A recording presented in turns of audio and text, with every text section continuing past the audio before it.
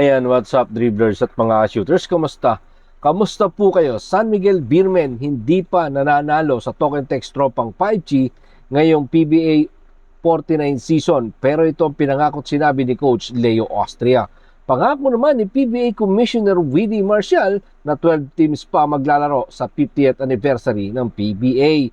Problema naman na kailangan lutasin ang Gilas Pilipinas, ayon mismo yan kay Head Coach Team Cone. Tara, pag-usapan talakayin po natin yan sa video ito matapos po akong maglambing sa inyo ng isang like, share, comment down below, and don't forget to subscribe and hit that notification bell button para lagi po tayong updated sa ating pong mga video. Tahat po ng ating shoutout ay nasa dulong bahagi lang po ng video ito. Sa bakbakang San Miguel Beermen at ang Token Text Tropang 5G ngayong PBA 49 season ng All Filipino Cup, sa kanilang naging laban, dalawang nakaraan laban nila, hindi pa nga po nananalo ang San Miguel Beermen sa Token Text Tropang 5G.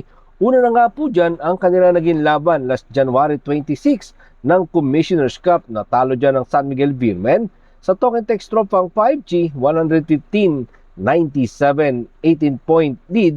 At eto nga pong PBA All Filipino Cup Elimination Round, natalo ulit ang San Miguel Beermen sa Token Text Tropang 5G noon lang pong May 4, 94-89. 5 puntos naman na naging lamang dyan ng Token Text Tropang 5G. Pero last Governor's Cup, hindi nga po sila nagkaroon ng pagkakataon dahil sa separate group. So hindi sila naglaban, mga ka-shooters, no? Dahil ngayon PBA All Filipino Cup Championship, umaasa nga po si Coach Leo Austria na iba magiging outcome ng kanilang magiging laban. Dahil sinabi nga po ni Coach Leo Austria na ibang story itong PBA Finals. Narito po si Coach Leo Austria sa ulat ni Ruben Terrado ng Spin.ph.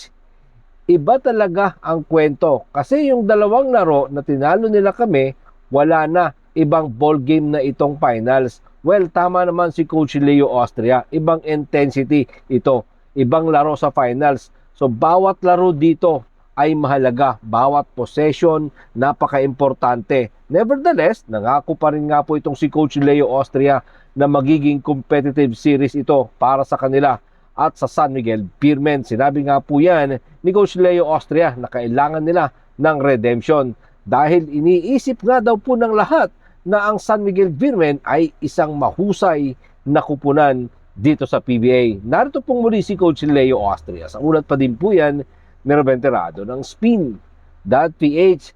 Alam namin na iniisip ng lahat na ang San Miguel ay isang makapangyarihang kupunan at narinig ko iyon palagi. Pero ang ibang kupunan ay may parehong talento. Malakas talaga sila. Nanalo sila ng 2 kampyonato sa huling 2 komperensya. But our team, we are here to redeem. Yan nga po ang sinabi ni Coach Leo Austria. So yan yung ating abangan sa bakbakan ng 2 kupunan na Token Text Tropang 5G at ng San Miguel Beermen. At ito naman po ang pinangako ni PBA Commissioner Willie Marcial na mananatiling 12 teams ang PBA sa pagbubukas ng Golden Anniversary this coming October sa kabila nga po ng pag-disband ng Tira Firma Chief.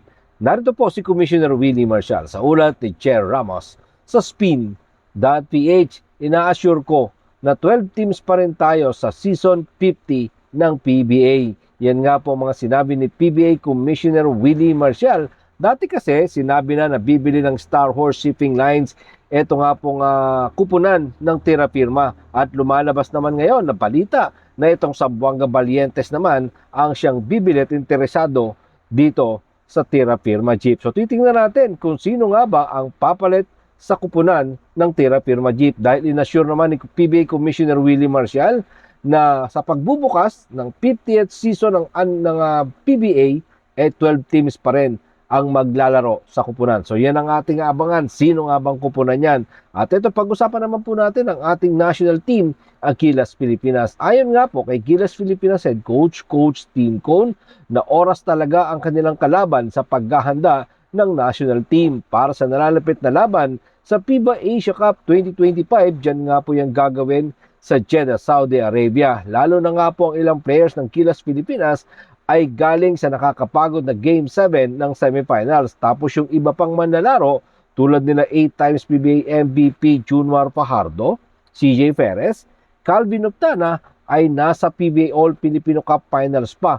So si Kai Soto, may injury pa rin yan. Hindi pa yan makakasama ng Gilas Pilipinas. May mga bagong na dinagdag sa pool tulad ni na Troy Rosario, RJ Abariento, Xavier Lucero, Renz Abando na ngayon ay nasa Strong Group Athletics Philippines para naman sa gaganaping William Jones Cup dyan sa Chinese Taipei.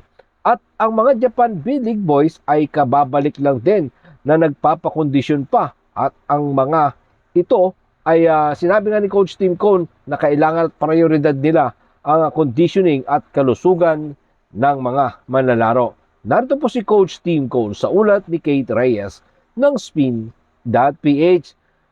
Marami kaming mga manlalaro na katatapos lang ng isang mahabang season. And for our guys sa Ginebra, it was 7-game series. So talagang pagod na pagod sila. Yan nga po mga sinabi ni Coach Tim Cone. Dinitali din ni Coach Tim Cone ang patungkol sa mga manlalaro tulad ni Jamie Malonzo, Scottie Thompson, Japet Aguilar na mayroong nga pong iniindang mga injury. Sa katatapos lang din nga pong Game 7 series nila laban sa kanilang sister team na San Miguel Firmen. Sina Junmar Pajardo, CJ Perez, Calvin Optana ay maglalaro pa ng PBA Finals. At etong si Junmar Pajardo, alam naman natin na may iniindang calf injury. Masakit pa rin po yan. So pagod nga mga players, tapos may iniinda pang injury. Pero mga shooters, no, mga Warriors naman ito, alam natin na talagang lalaban ito, lalo na bantila nga po ng ating bansa ang kanilang ire-representa. So dapat maging palaban muna sila. Siguro sa ating magiging ambag para dito sa ating pambansang Koponan ng Gilas Pilipinas ay ang kanilang kaligtasan. Ipagdasal na lang po natin yan. Yan yung ating may ambag. Instead na magsabi tayo ng mga kung ano-ano, suportahan po natin at ipagdasal na lang po sila. Huwag na yung kung ano-ano mga bad negatives na sinasabi po natin dito sa ating pambansang Koponan. Anyway, maraming salamat po sa inyong panonood. Ano naman po ang inyong maging opinion? Diyan po natin yan pag-usapan sa comment section. Ingat and God bless everyone. Adjourn, pero katulad po ng ating nakagawian, bago po natin tapusin ang ating video, shoutout po kina